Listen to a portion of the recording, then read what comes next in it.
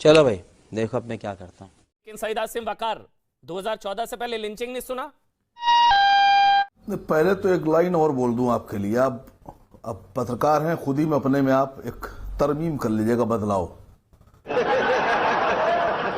आप ये भूल गए कि 1992 में महाराष्ट्र में, बॉम्बे में मुसलमानों को गाड़ी में जिंदा जलाया गया, ये भी लिंचिंग थी। आपने सिर्फ हिंदुओं का जिक्र किया। अब हिंदू जाग गया है, समझे? तो 14 से पहले की आप ये भूल गए कि एहसान जाफरी नाम के एक सांसद को, जी, एहसान जाफरी नाम के एक सांसद को हजारों की भीड़ ने आकर घर में जला दिया, मार दिया, और वो उस वक्त के मुख्यमंत्री को फोन करते रह गए। आप कहते हैं कि कानून और व्यवस्था लाएंगे, लेकिन उस कानून की धज्जियां उड़ाने वाले ही आप हैं।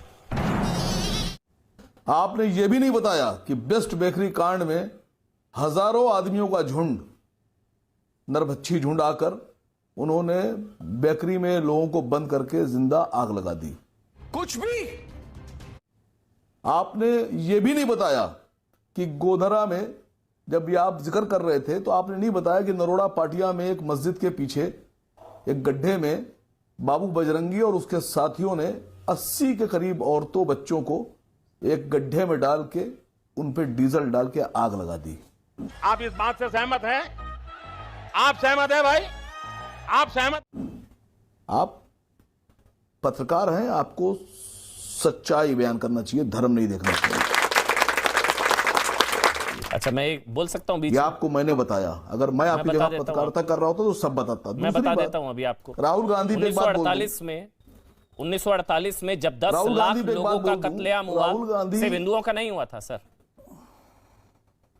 जब 1948 में जब आजाद भारत था तो उसमें नहीं, मेरे को क्यों बुरा लगेगा? जी जी जी जी, धर्म नहीं देखा था मैंने लिंचिंग। खैर चलिए छोड़िए, मुझे तो अच्छा लगा आपने बता दिया कि 14 से पहले भी लिंचिंग हुई। देखिए मेरी आपकी तो जाति बहस नहीं है। नहीं बिल्कुल नहीं, बिल्कुल नहीं है, बिल्कुल नहीं है, बिल्कुल नहीं है सईद आसिम वकार। 14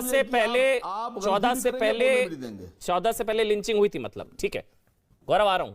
सईद आसिम वकार आप कंप्लीट कर लीजिए। सुनिए सुनिए सुनिए सुनिए सर, सुनिए सर, सुन रहा हूं। मैंने कांग्रेसी से एक बार एक बात पूछी। अच्छा, देखिए राहुल गांधी ने ये बात कही, एक साहब ने भी मुझसे आपसे पहले ही पूछा कि राहुल गांधी कह रहे हैं कि लिंचिंग 2014 के बाद सुना। छोटे बच्चे हैं अभी, उनको अकल नहीं है।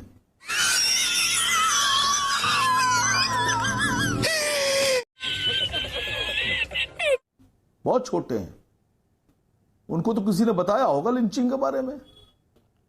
मैंने एक कांग्रेसी से पूछा, मैंने कहा जब 2014 का चुनाव आया तो तुम लोग ये कह रहे थे कि लाशों का सौदागर, खून की दलाली, किसको कह रहे थे? कहने लगे सबको पता है, मोदी जी के बारे में कह रहे थे।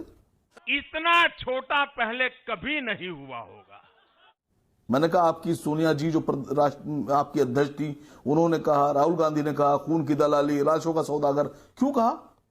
कहने लगे कि वो जो गोधरा कांड हुआ। तो मैंने कहा आपके पास सबूत होंगे तभी आपने कहा। कहले हाँ बिल्कुल, इसीलिए कहा, हमने पक्के सबूत थे। कहेंगे जी हमने जेल क्यों नहीं भेजा आपने? आप रैलियों में आकर खून की दलाली, लाशों को सौदागर बताते हो, टेलीविजन पर आपके नेता बोलते हैं। आप सरकार में रहे 2002 के बाद से, 10 साल सरकार में रहे हैं कांग्रेस वाले, एक को भी जेल नहीं भेजा। और अगर सही से कार्रवाई की होती तो आज जो लोग सत्ता में है वो न जाने कहां होते। क्या बात है सर, क्या बात है सर, क्या बात है ये बात। देखिए धोखा देने की कोशिश मत कीजिए। अभी आपको यह भी बताना पड़ेगा 84 में जब सिखों का नरसंहार किया गया, हमारे सिख भाइयों को उनकी पगड़ियों में बांधकर जिंदा जलाया गया, उस वक्त चाहे वो अमन चोपड़ा आपके रिश्तेदार हो, चाहे गौरव भाटिया के रिश्तेदार हो, चाहे राहुल गांधी के रिश्तेदार हो, ये नरसंहार कर रहे थे। और सरदारों को बचा कौन रहा था? अच्छा, मुसलमान बचा रहे थे। अच्छा, अब एक काम करते हैं, मुसलमानों ने अपनी जानों पर खेलकर उनकी हिफाजत की है। जी, जी। आपको ये बताना भूल गए आप? जी मैं क्या बताना भूल गया, क्यों मैं नहीं बताया बताता हूं आपने ये आपको। बात? अब मैं बताता हूं 84 में किसने अब एक बताया काम बचाया करिए, सिख भाइयों को? एक काम करिए। और अगर आपको ये आपने फिर शिकायत काम थी, किया, आपको ये सुनिए, शिकायत थी सईद आसिम अगर वकार, फिर ये एक काम मिनट अब किया, आप रुक तो जाइए। फिर मुसलमान निकलेगा और फिर सईद बचाएगा। आसिम वकार खामोश। गजब बेइज्जती है।